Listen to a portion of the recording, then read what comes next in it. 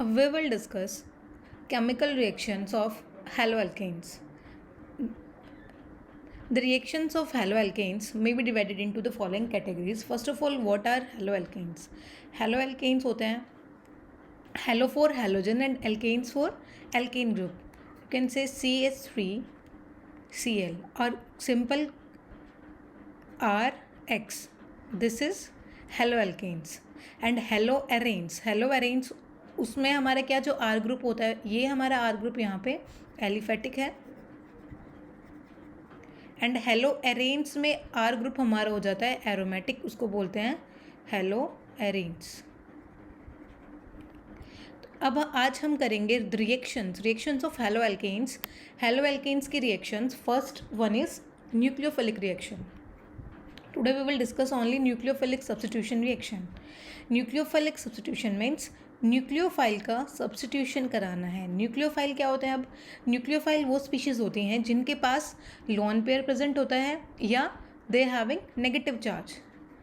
Nucleophile example OH group, oxygen having negative charge means this is nucleophile. जिनके पास electron density ज़्यादा होती है ये जाके इलेक्ट्रोफाइल पे अटैक करते हैं।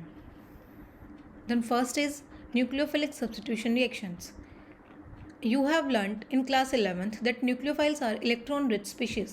अभी बताया जैसे न्यूक्लियोफाइल्स क्या होते हैं? इलेक्ट्रॉन रिच स्पीशीज होते हैं। Therefore, they attack at that part of the substrate molecule which is electron deficient. Means जिसके पास पॉजिटिव चार्ज होगा, पॉजिटिव चार्ज मीन्स वो क्या होगा? इलेक्ट्रॉन डेफिशिएंट होगा। और nucleophiles having negative charge, that's why nucleophile attacks to positive charge हो, you can say electron deficient species पे जाके अटैक करेगा। सबस्ट्रेट किसको बोलते हैं हम? रिएक्टेंट को।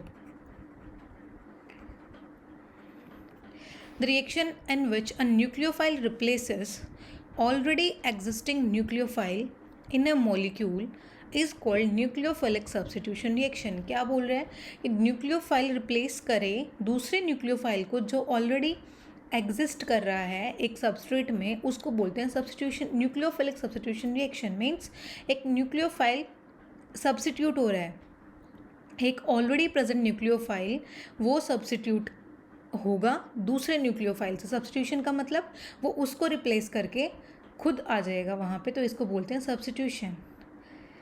Haloalkanes are substrate that in these reactions, तो इन रिएक्शंस में हेलोएल्केन्स क्या है? सबस्ट्रेट मीन्स हमारे रिएक्टेंट्स क्या हैं? Haloalkanes. In this type of reactions a nucleophile reacts with haloalkane having a partial positive charge on the carbon atom bonded to halogen.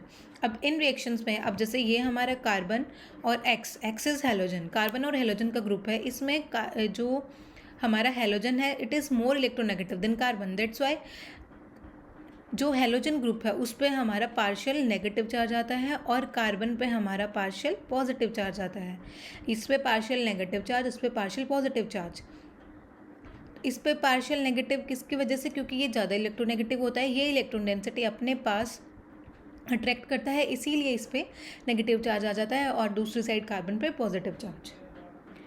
A substitution reaction takes place and halogen atom called a living group departs as halide ion.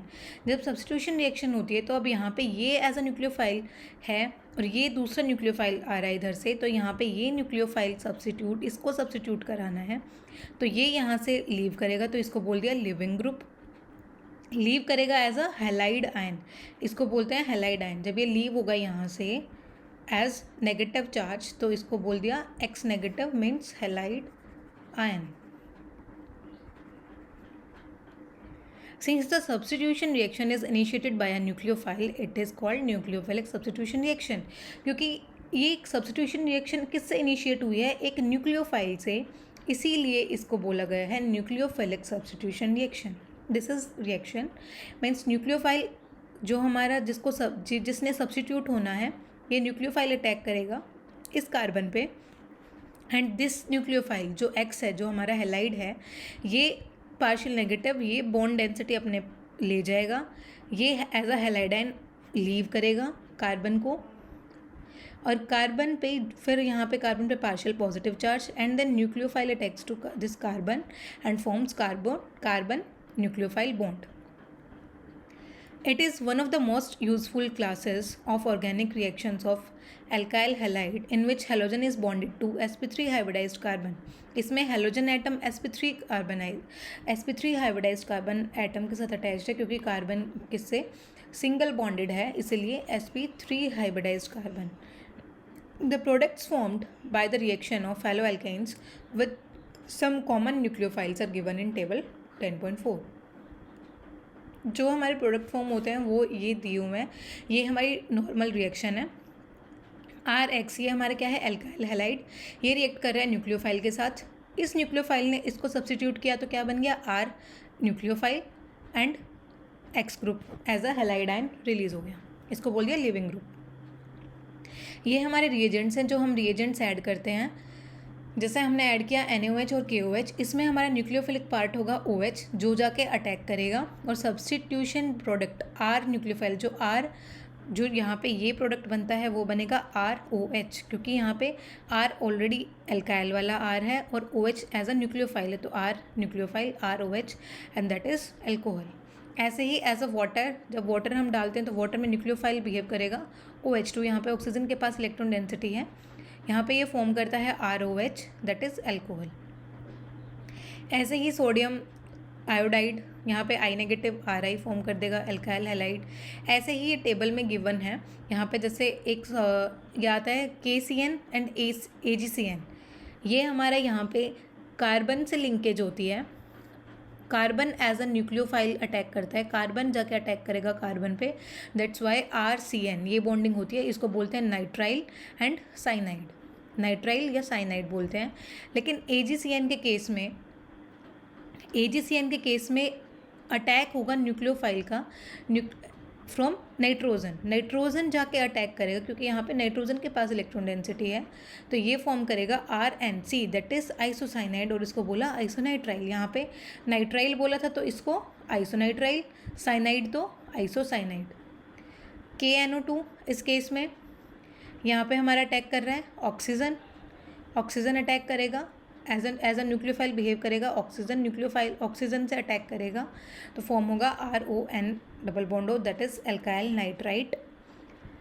And AgNO2, KNO2 and AgNO2 इसमें हमारी यहाँ पे attack होगा nitrogen से तो यहाँ पे बनेगा नाइट्रोएल्कीन्स.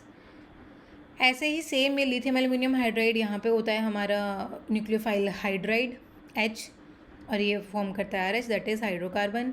ऐसे ही मेटल के साथ जो रिएक्शन होती है R एंड M, तो R यहाँ पे क्योंकि मेटल्स क्या होते हैं, इलेक्ट्रोपॉजिटिव होते हैं, तो मेटल्स हैविंग पॉजिटिव चार्ज. यहाँ पे R के ऊपर क्या चार्ज आ गया है, negative, that's why R behaves as nucleophile और ये RR फॉर्म करके बना देंगे एल्कीन्स. तो ये हमारी टेबल है जिसमें न्यूक्लियोफिलिक सब्स्टिट्यूशन ये बताया हुआ है कि ये हम अगर रिएजेंट्स ऐड करेंगे ये हमारे एज अ न्यूक्लियोफाइल बिहेव करेंगे और ये फिर हमारा सब्स्टिट्यूटिंग प्रोडक्ट बनेगा. Next is group like cyanides and nitriles possesses 2 nucleophilic centres and are called ambidentate nucleophiles. ये टर्म आई है यहाँ पे एम्बीडेंडेट न्यूक्लियोफाइल्स. जैसे हम एम्फीबियंस वर्ड यूज़ करते हैं, एम्फीबियंस किसके लिए, जो हमारे एम्फीबियंस होते हैं वो लीव करते हैं लैंड पे और वाटर में. तो ऐसे ही यहाँ पे क्या बोला है, जिनके पास 2 न्यूक्लियोफिलिक सेंटर्स हैं, जैसे हमने बोला था CN, हमने जो एग्जांपल लिया था साइनाइड, इसमें KCN के केस में यहाँ पे अटैक कर रहा था ये कार्बन से, तो इसने बनाया था साइनाइड और यू कैन से नाइट्राइल. लेकिन AgCN जब हमने एज अ न्यूक्लियोफाइल हमने रिएजेंट डाला तो यहाँ से हमारा न्यूक्लियोफाइल आया था NC. यहाँ पे जो नाइट्रोजन था, जो नाइट्रोजन के लोन पेयर्स थे, ये जाके अटैक करते थे कार्बन पे और इसने बनाया था आइसोसाइनाइड और यू कैन से आइसोनाइट्राइल. यहाँ पे नाइट्राइल, यहाँ पे आइसोनाइट्राइल. तो यहाँ पे 2 अटैकिंग साइट्स हो गए हमारी, एक कार्बन की और एक नाइट्रोजन की. तो इनको हम बोलते हैं एम्बीडेंटेड nucleophiles. Actually, cyanide group is a hybrid of 2 contributing structures and therefore can act as a nucleophile in 2 different ways. ये इसके contributing structures होते हैं कि यहाँ पे कार्बन ट्रिपल बॉन्ड बना हुआ है, तो यहाँ पे कार्बन के पास एक्सेस, क्योंकि 1 इलेक्ट्रॉन 4 बॉन्ड बना सकता है कार्बन, तो इसने यहाँ पे 3 बॉन्ड बनाए हैं नाइट्रोजन के साथ, एक बॉन्ड एक्स्ट्रा है इसके पास, 1 इलेक्ट्रॉन, इसलिए इसके पास इलेक्ट्रॉन डेंसिटी प्रेजेंट है, दैट्स वाई यहाँ पे ये एज कार्बन अटैक करेगा। ये इसका सेकेंड केस, यहाँ पे कार्बन के 2 इलेक्ट्रॉन डेंसिटी, 2 चार्ज, और यहाँ पे नाइट्रोजन के क्या है, नाइट्रोजन के ऊपर नेगेटिव चार्ज है, तो यहाँ पे नाइट्रोजन से अटैक होगा। That is linking through carbon atoms resulting in alkyl cyanides. जब कार्बन से लिंक करेगा तो क्या बनेगा, cyanides, and through nitrogen atoms leading to isocyanides, और नाइट्रोजन से करेगा तो आइसोसाइनाइड्स फॉर्म करेगा। Similarly nitrite ion also represent an ambidentate nucleophile with 2 different points of linkage. ऐसे ही एम्बिडेंडेड लिगेंड है हमारा नाइट्राइट आयन। नाइट्राइट आयन में ONO ऑक्सीजन के साथ लिंकेज होगी तो वो बनेगा हमारा नाइट्राइट, और NO2 नाइट्रोजन के साथ होगी तो वो बनेगा हमारा nitro. The linkage through oxygen results in alkyl nitrides, जो अभी बताया कि अगर ऑक्सीजन के साथ लिंकेज होगी तो वो नाइट्राइट फॉर्म करेगा, while through nitrogen atom it leads to nitroalkanes, तो वो क्या बनेगा, नाइट्रोएल्केन्स। ये हमारी बात हुई एम्बिडेंडेड लिगेंड्स की, जो हमारा था साइनाइड एग्जाम्पल, और हमारा nitrite, cyanide and isocyanide, nitrite and nitro. Next अब हम करते हैं मैकेनिज्म कि भाई किसकी क्या मैकेनिज्म होता है न्यूक्लियोफिलिक रिएक्शंस का। अब यहाँ पे 2 मैकेनिज्म्स होते हैं, 2 different mechanism. First is substitution nucleophilic by molecular reaction, जिसको हमने बोला SN2 means by molecular. The reaction between CH3Cl means alkyl halide and hydroxide ion to yield methanol and chloride ion follows a second order kinetics, that is the rate depends upon the concentration of both the reactants. ये हमारी reaction है SN2 mechanism, substitution nucleophilic by molecular किस लिए बोला है, क्योंकि यहाँ पे हमारे 2 रिएजेंट्स हैं, 1 and this is 2, this is alkyl halide and this is hydroxyl ion, or you can say hydroxide ion। तो 2 जिसमें रिएक्टेंट्स होते हैं उसका काइनेटिक्स क्या होती है, सेकेंड ऑर्डर रिएक्शन। जिसमें 2 हमारे रिएक्टेंट्स होते हैं वो होती है सेकेंड ऑर्डर रिएक्शन, और सेकेंड ऑर्डर होने की वजह से इसको क्या बोला गया है, बाई मोलिकुलर, और यू कैन से this 2 by molecular reaction means 2 molecules हैं और सेकेंड ऑर्डर काइनेटिक्स फॉलो कर रही है, और ये रिएक्शन क्या है, सिंगल स्टेप रिएक्शन है। अब इस रिएक्शन में होता क्या है, ये हमारा न्यूक्लियोफाइल आया as a hydroxide ion OH negative, ये हमारा कार्बन क्या है CH3Cl मीन्स हमने स्टार्टिंग मॉलिक्यूल से लिया है CH3Cl। अब रिएक्शन होती कैसे है, अब ये न्यूक्लियोफाइल क्या, ये यहाँ पे पार्शियल इसके क्या होता है, पार्शियल नेगेटिव चार्ज, इस पर पार्शियल पॉजिटिव चार्ज, तो पॉजिटिव पे क्या करेगा, ये यहाँ पे अटैक करता है, पीछे से बैकवर्ड अटैक हो रहा है, तो क्या होता है, ये एक इंटरमीडिएट फॉर्म होती है। यहाँ पे क्या होता है, ये OH जिसने अटैक किया और ये क्लोरीन, मीन्स ये bond slightly dash bonded forms होते हैं, मीन्स OH का और कार्बन का बॉन्ड फॉर्म हो रहा है और कार्बन और क्लोरीन का बॉन्ड ब्रेक हो रहा है, इसीलिए ये दोनों एग्जिस्ट करते हैं इस फॉर्म में। लेकिन ये क्या होती है, अनस्टेबल फॉर्म होती है, क्योंकि यहाँ पे क्या हो रहा है, कार्बन के 5 बॉन्ड बने हुए हैं, कार्बन 1 2 3 4 एंड 5 5 बॉन्ड बने हुए हैं, इसलिए ये क्या है, अनस्टेबल फॉर्म है। ये फाइनल प्रोडक्ट हमें मिलता है यहाँ पे OH, यहाँ से क्या होता है, क्लोराइड आयन रिलीज हो जाता है और OH आयन सब्स्टिट्यूट हो जाता है किसकी जगह पे, क्लोरीन की जगह पे। The above reaction can be represented diagrammatically as shown in figure this. अब यहाँ पे देखो, यहाँ पे क्या बोल रहे हैं कि जो रेड बॉल है वो रिप्रेजेंट कर रही है incoming hydroxide ions and green ball represent the outgoing halide ion. जो ये है ये हमारा है chlorine ion, and this is oxygen, जो ये अटैक आके ऑक्सीजन अटैक कर रही है oxygen, this is nucleophile, and ये हमारी क्लोरीन है, ये carbon, and these are hydrogens. तो ये आके अटैक कर रहा है यहाँ पे, तो ये बॉन्ड फॉर्म है, ये बॉन्ड फॉर्मेशन हो रही है, यहाँ पे बॉन्ड ब्रेक हो रहा है। After then chloride ion break हो जाता है और ये वाला बॉन्ड फॉर्म हो जाता है, ये बॉन्ड ब्रेक हो जाता है। तो ये हमारी रिप्रेजेंटेशन थी डायग्रामेटिकली। तो ये इसमें ओवरऑल होता क्या है कि जो हमारा न्यूक्लियोफाइल होता है वो बैकवर्ड अटैक करता है, पीछे से अटैक करता है, और ये वाला बॉन्ड भी रहता है और क्लोराइड भी रहता है इस स्टेट में। मीन्स कार्बन 5 बॉन्ड फॉर्म करता है यहाँ पे। तो ये अनस्टेबल फॉर्म होती है, दैट्स वाई नेक्स्ट ये अनस्टेबल होती है, इसीलिए नेक्स्ट जो स्टेज होती है इसकी, वहाँ पे क्लोराइड आयन रिमूव हो जाता है हमारा और OH आयन अटैच हो जाता है।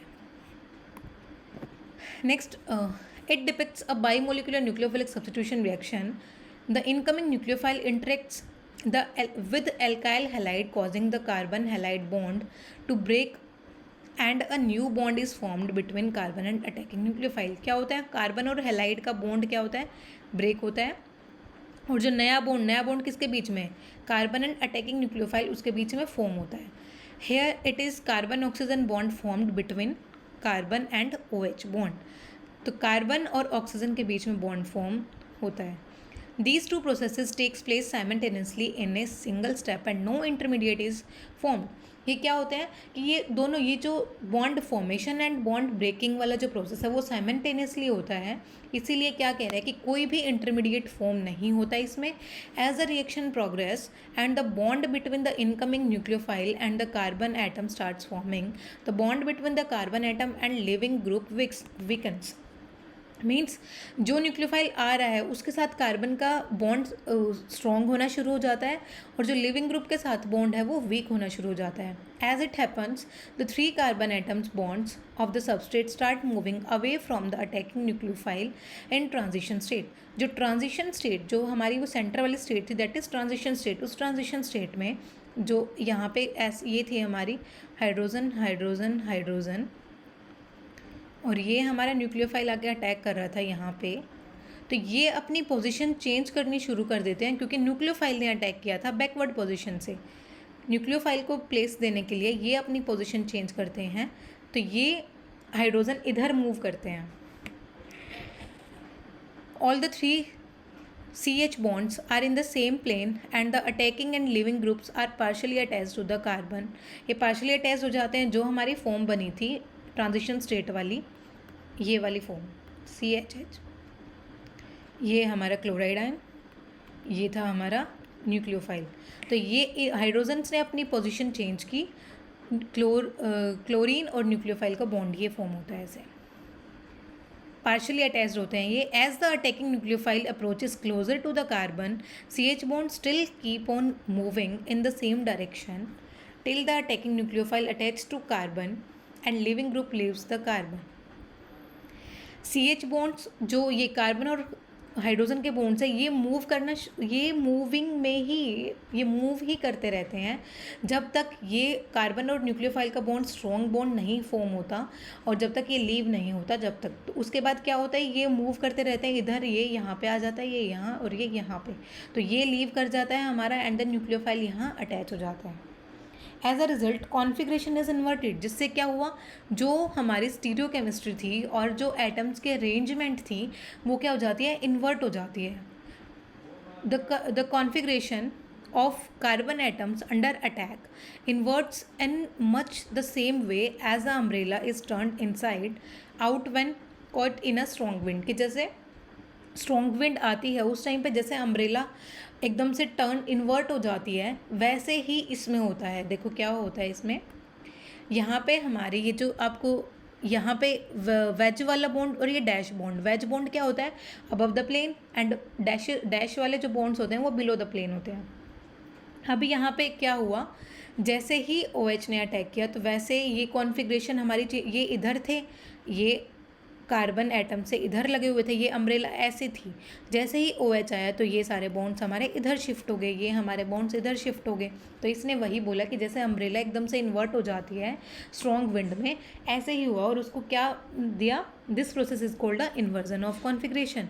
इसको क्या बोला कि ये इन्वर्ट हो गए हैं, जो हमारे बॉन्ड्स थे वो इन्वर्ट हो गए, उसको क्या बोल दिया, inversion of configuration. In the transition state, the carbon atom is simultaneously bonded to incoming nucleophile and the outgoing leaving group, कि जो ये हमारी ट्रांजिशन स्टेट थी इसमें कार्बन बॉन्डेड था इनकमिंग न्यूक्लियोफाइल के साथ और आउटगोइंग क्लोरीन के साथ, हेलोजन के साथ. Such substrate are unstable and cannot be isolated. ये क्या थे? अनस्टेबल थे और इनको हम आइसोलेट नहीं कर सकते. मीन्स इनको हम एज अ मोलिक्यूल हम इनको आइसोलेट नहीं कर सकते. एक रिएक्शन से हम इनको एक अदर प्रोडक्ट के जैसे निकाल नहीं सकते. Thus in the transition state carbon is simultaneously bonded to 5 atoms, क्योंकि ये 5 एटम से बना हुआ 5 एटम से बॉन्डेड था, that's why it is unstable और इसी वजह से इसको आइसोलेट नहीं कर सकते. Since this reaction requires the approach of the nucleophile to the carbon bearing the leaving group, the presence of bulky substituents on or near the carbon atom have a dramatic inhibiting effect. क्या कह रहे हैं? अब carbon के पास approach होनी चाहिए nucleophile की. अब न्यूक्लियोफाइल आ रहा है कार्बन के पास, तो यहाँ पे फैक्टर्स दिखा रखा है कि जो फैक्टर्स हैं हमारे कार्बन पे, जो हमारे ग्रुप अटैच है, जो सब्स्टिट्यूएंट अटैच है, उनका इफेक्ट क्या पड़ता है न्यूक्लियोफाइल पे, ये वो चीज़ बता रहा है. आप जैसे न्यूक्लियोफाइल अटैक कर रहा है पीछे से, बैकवर्ड अटैक कर रहा है न्यूक्लियोफाइल. अब ये कार्बन है, this is methyl means CH3OH. यहाँ पे कार्बन के पास 3 हाइड्रोजन है. हाइड्रोजन हमारा स्मॉल एलिमेंट होता है, स्मॉल एटम, छोटा एटम होता है, तो इसके स्मॉल ये एटम्स हो गए, इसके ये कोई हिंड्रेंस नहीं क्रिएट करते. न्यूक्लियोफाइल इजीली अटैक करता है. जैसे ही हमने नेक्स्ट एग्जाम्पल लिया, that is C2H5OH, that is ethyl group, ethyl halide के केस में ये first carbon that is CH2 and this is CH3. अब ये एक कार्बन एंड इसके ये हाइड्रोजन और ये हाइड्रोजन दो ऑलरेडी थे, तो ये यहाँ पे क्या स्मॉल हिंड्रेंस प्रोवाइड करा रहे हैं. जैसे ही हमने आइसोप्रोपाइल लिया, आइसोप्रोपाइल ये कार्बन फर्दर एक कार्बन और 2 कार्बन से अटैच है, means this is secondary halide, this is secondary halide and this is primary halide.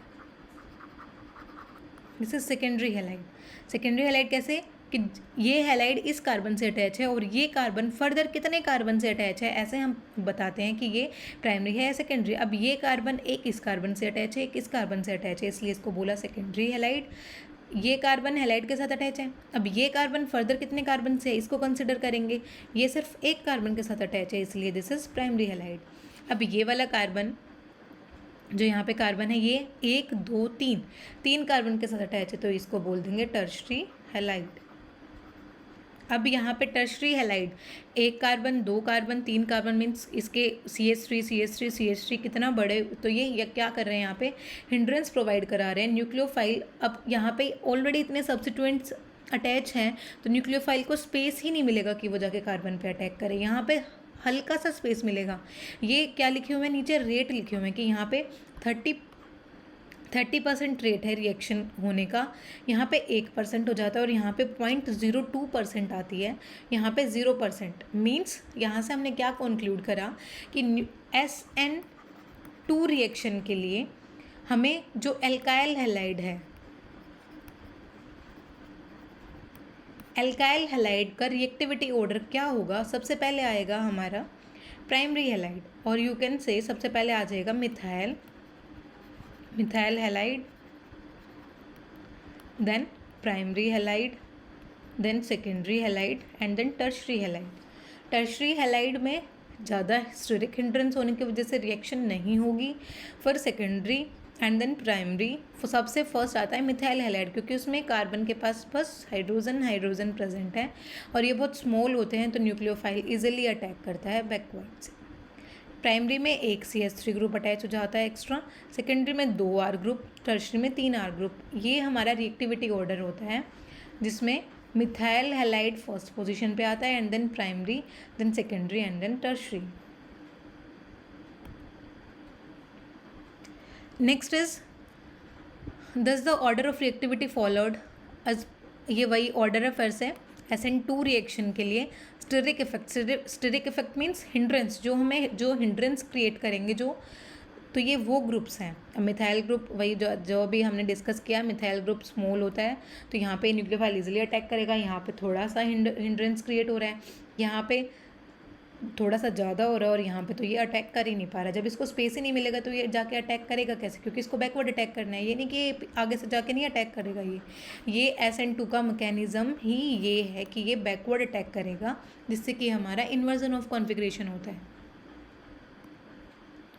Next is substitution nucleophilic reaction unimolecular means SN1। अभी हम लास्ट हमने की थी SN2, दिस इज SN1। अब SN1 रिएक्शन क्या होगी? SN1 reaction are generally carried out in a polar protic solvent like water, alcohol, acetic acid etcetera. Polar protic solvent means those having H ions, जिनके पास H ions होंगे उनको बोलते हैं polar protic solvents like water, alcohols, acetic acids. The reaction between tertiary butyl bromide and hydroxide ion yields tertiary butyl alcohol and follows the first order kinetics, that is the rate of reaction depends upon the concentration of only one reactant which is tertiary butyl bromide। क्या बोल रहा है? अब ये unimolecular reaction है। Unimolecular reaction से मतलब ये क्या होगी? हमारी फर्स्ट ऑर्डर रिएक्शन होगी। ये होगी हमारी फर्स्ट ऑर्डर रिएक्शन। मतलब फर्स्ट ऑर्डर क्यों? अब फर्स्ट ऑर्डर कैसे होगी? क्योंकि ये एक ही रिएक्टेंट की कंसंट्रेशन पे डिपेंड होगी। ये डिपेंड होगी एक कंसंट्रेशन पे। अब SN2 के केस में क्या था? SN2 के केस में वो दोनों की कंसंट्रेशन पे डिपेंड थी। दोनों कौन? एक था हमारा न्यूक्लियोफाइल और एक था हमारा एल्काइल हैलाइड। और यहाँ पे ये किसकी कंसंट्रेशन पे डिपेंड है? ये डिपेंड है इसकी कंसंट्रेशन पे। ये डिपेंड करती है इसकी कंसंट्रेशन पे। That's why this reaction is first order reaction and this is 2 step reaction. SN2 reaction थी हमारी सिंगल स्टेप रिएक्शन और ये है हमारी double step means 2 step reaction की।